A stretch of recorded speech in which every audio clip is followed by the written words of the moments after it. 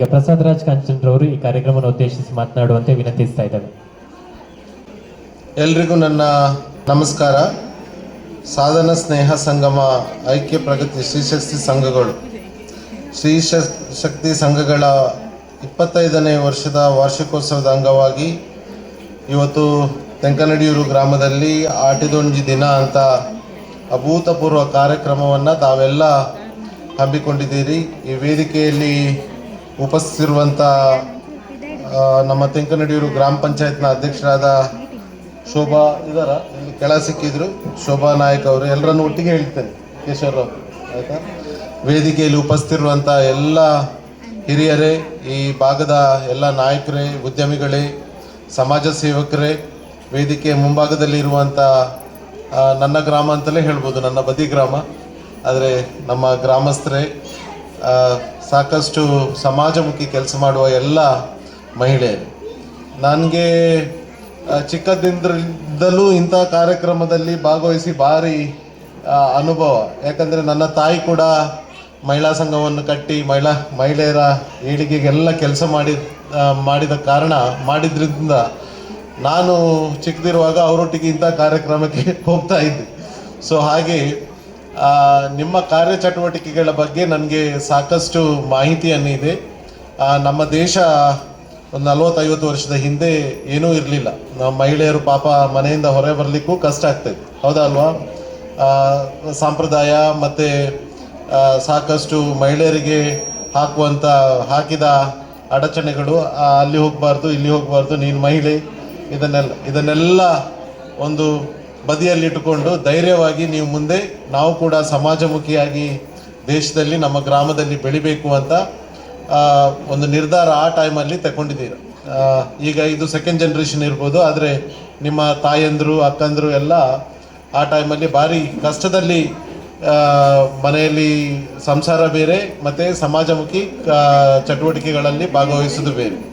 So ಅದನ್ನೆಲ್ಲ ನೀವು ಮುಂದೆ ಒಂದು ಧೈರ್ಯದಿಂದ ಮುಂದೆ ಬಂದದ್ರಿಂದ ಸಮಸ್ತವಾಗಿ ನಮ್ಮ ಜಿಲ್ಲೆ ಇವತ್ತು ಒಂದು ಅತ್ಯಂತ ರಾಜ್ಯದಲ್ಲೇ ದೊಡ್ಡ ಮುಂದುವರಿದ ಜಿಲ್ಲೆಯಾಗಿ ಮೂಡಿಕೊಂಡು ಬಂದಿದೆ. ಇದಕ್ಕೆಲ್ಲ ಕಾರಣ ನಿಮ್ಮಂಥ ಮಹಿಳೆಯರು, ಅಥವಾ ನಿಮ್ಮ ಹಿಂದೆ ಯಾರೆಲ್ಲ ಕೆಲಸ ಮಾಡಿದ್ದಾರೆ, ಹಿಂದೆ ಯಾರೆಲ್ಲ ಕೆಲಸ ಮಾಡಿದ್ದಾರೆ, ನಿಮ್ಮ ಪೋಷಕರು, ನಿಮ್ಮ ಅಕ್ಕಂದರು, ಇದಕ್ಕೆಲ್ಲ ಕಾರಣ ಅವರು. ಪ್ರಾಯಶಃ ಅವರು ಇಂಥ ಸಮಾಜಮುಖಿ ಕೆಲಸವನ್ನು ಮಾಡಿ ಅಥವಾ ಜನರಿಗೆ ತೋರಿಸ್ಲಿಲ್ಲಾದರೆ ನೀವು ಅಥವಾ ನಿಮ್ಮ ಮಕ್ಕಳು ಕೂಡ ಇವತ್ತು ದೊಡ್ಡ ದೊಡ್ಡ ಹುದ್ದೆಯಲ್ಲಿ ಇರಲಿಕ್ಕೆ ಆಗ್ತಾ ಇರಲಿಲ್ಲ. ಸೊ ಆದ್ದರಿಂದ ನಮ್ಮ ಜಿಲ್ಲೆ ಕಟ್ಟೋದ್ರಲ್ಲಿ ಮಹಿಳೆಯರ ಪಾತ್ರ ಭಾರಿ ದೊಡ್ಡ ರೀತಿಯಲ್ಲಿದೆ. ಅದೀಗ ಪರಿವರ್ತನೆಯಾಗಿ ಮುಂದುವರಿದ ಜಿಲ್ಲೆ ಅಂತ ಆಗಿದೆ. ಈ ಮುಂದುವರಿದ ಜಿಲ್ಲೆಯ ಮಾಡಲಿಕ್ಕೆ ದೊಡ್ಡ ಕಾರಣಕರ್ತರಾದ ಎಲ್ಲ ಮಹಿಳೆಯರಿಗೆ ನಾನು ಪ್ರಪ್ರಥಮವಾಗಿ ಅಭಿನಂದನೆಯನ್ನು ಸಲ್ಲಿಸ್ತಾ ಇದ್ದೇನೆ. ಆಟಿದೊಂಜಿ ದಿನ ಅಂತ ಹೇಳೋದೊಂದು ಒಳ್ಳೆಯ ಕಾರ್ಯಕ್ರಮ. ಯಾಕಂದರೆ ನಾವು ಮಾಡರ್ನೈಸೇಷನ್ ಆಗ್ತೇವೆ, ಆಧುನೀಕರಣಕ್ಕೆ ಹೋಗುವಾಗ ನಮ್ಮ ಏನು ಸಂಪ್ರದಾಯ ಇದೆ ಅದು ನಾವು ಬಿಟ್ಟು ಬಿಡ್ತೇವೆ. ನಮ್ಮ ಮನೆಯಲ್ಲಿ ಮಕ್ಕಳನ್ನೇ ನೋಡ್ತೇವೆ ನಾವು.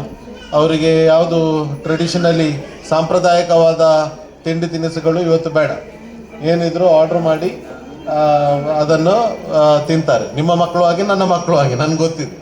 ಆದರೆ ಅವರಿಗೆ ಮೂಲವಾಗಿ ನಾವು ಸ್ವಲ್ಪ ಕಲಿಸಬೇಕಾದ ಅವಶ್ಯಕತೆ ಇದೆ.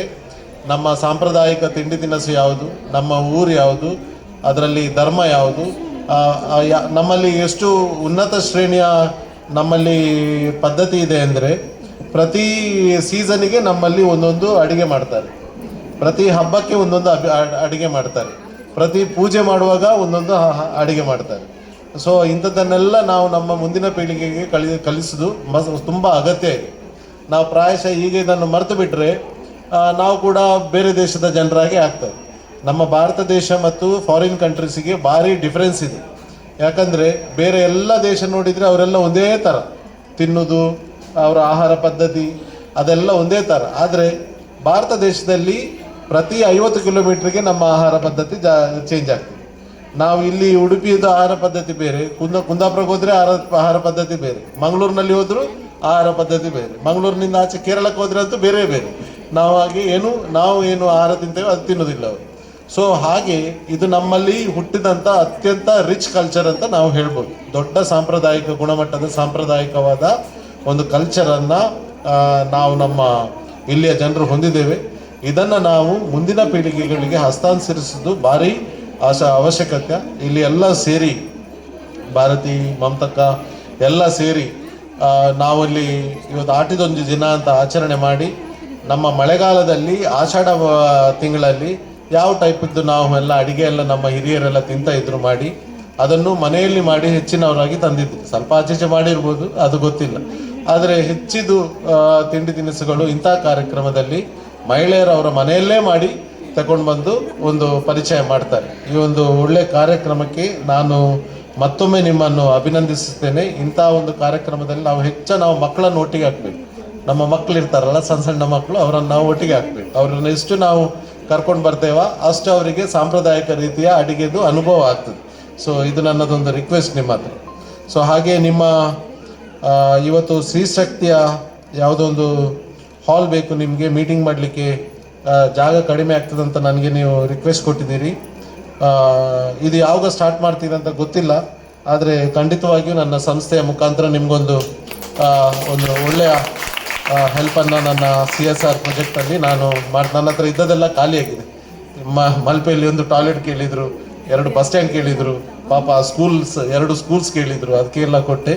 ಬಟ್ ನನ್ನ ವೈಯಕ್ತಿಕ ದೃಷ್ಟಿಯಿಂದ ಖಂಡಿತವಾಗಿಯೂ ನೀವು ಸ್ಟಾರ್ಟ್ ಮಾಡುವಾಗ ಹೇಳಿ, ನಾನೊಂದು ಒಳ್ಳೆ ರೀತಿಯ ಇದಕ್ಕೆ ಸಹಾಯ ಮಾಡ್ತೇನೆ ಅಂತ ಈ ಸಂದರ್ಭದಲ್ಲಿ ಹೇಳಿ, ಮಹಿಳೆಯರನ್ನು ನೀವು ಎಷ್ಟು ಮುಂದೆ ತರ್ತೀರಾ ಅಷ್ಟು ನಮ್ಮ ದೇಶಕ್ಕೆ ಭಾರಿ ಉತ್ತಮವಾದ ಶಕ್ತಿ ಅದು.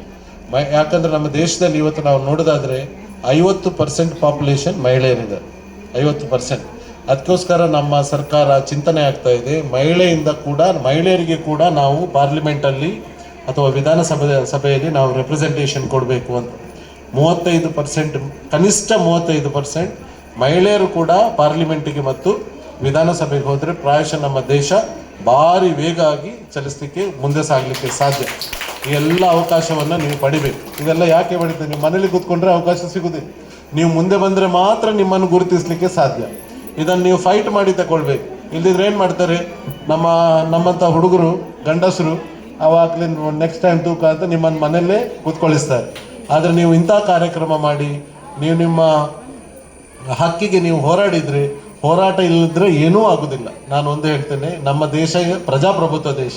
ನಮ್ಮ ದೇಶದಲ್ಲಿ ಡಿಕ್ಟೇಟರ್ಶಿಪ್ ಅಲ್ಲ ಇದು. ಯಾಕಂದರೆ ಡಿಕ್ಟೇಟರ್ಶಿಪ್ ಆದರೆ ಒಬ್ಬ ಹೇಳಿದರೆ ಎಲ್ಲ ಆಗ್ತದೆ. ಆದರೆ ನಮ್ಮ ದೇಶದಲ್ಲಿ ನಮ್ಮ ಹಕ್ಕನ್ನು ತಗೊಳ್ಬೇಕಾದ್ರೆ ನಾವು ಹೋರಾಡಿಯೇ ತಗೊಳ್ಬೇಕು. ಸೊ ನೀವು ಸ್ವಾತಂತ್ರ್ಯ ಸಂಗ್ರಾಮ ನೋಡಿ, ಅದರ ನಂತರ ಅದರ ಅನೇಕ ಬೆಳವಣಿಗೆಯನ್ನು ನೋಡಿದರೆ ಕೂಡ ನಾವು ಹೋರಾಟದಲ್ಲೇ ಮುಂದೆ ಬಂದೆವು. ಹಾಗೆ ನೀವೆಲ್ಲ ಸೇರಿ ನಿಮ್ಮ ಹಕ್ಕಿಗೆ ಹೋರಾಟ ಮಾಡಿದರೆ ಇಲ್ಲಿ ಕುತ್ಕೊಂಡ ಮಹಿಳೆ ಕೂಡ MLA MP ಆಗಲಿಕ್ಕೆ ಸಾಧ್ಯ, ಅಥವಾ ಜಿಲ್ಲಾ ಪಂಚಾಯತ್ ಅನೇಕ ಇದೆ. ಸೊ ಅದಕ್ಕೆ ನೀವು ಪ್ರಯತ್ನ ಮಾಡಬೇಕು. MLA MP ಆಗೋದಂದರೆ ಖಾಲಿ ದೊಡ್ಡ ಜನ ಆಗೋದಂತಲ್ಲ. It is just service. ಅಥವಾ MLA ಆದವ ದೊಡ್ಡ ಹಣ ಮಾಡ್ತಾನೆ ಅಂತಲ್ಲ. ಹಣ ಇದ್ದವ MLA ಆದರೆ ಹಣ ಆಗ್ತದೆ ಅಂತಲ್ಲ. It is not a business. ಅದು ಬಿಸ್ನೆಸ್ ಅಲ್ಲ, ವ್ಯಾಪಾರ ಅಲ್ಲ, ಅದು ಸಮಾಜ ಸೇವೆ. ಯಾರಿಗೆ ಸಮಾಜ ಸೇವೆ ಮಾಡಲಿಕ್ಕೆ ಮನಸ್ಸಿದೆಯಾ ಅವರೇ ರಾಜಕೀಯಕ್ಕೆ ಬರಬೇಕು. ಯಾರಿಗೆ ದುಡ್ಡು ಮಾಡಲಿಕ್ಕೆ ಮನಸ್ಸಿದೆ ಅವರು ರಾಜಕೀಯಕ್ಕೆ ಬರಬಾರ್ದು. ಇದು ನನ್ನ ಅನಿಸಿಕೆ.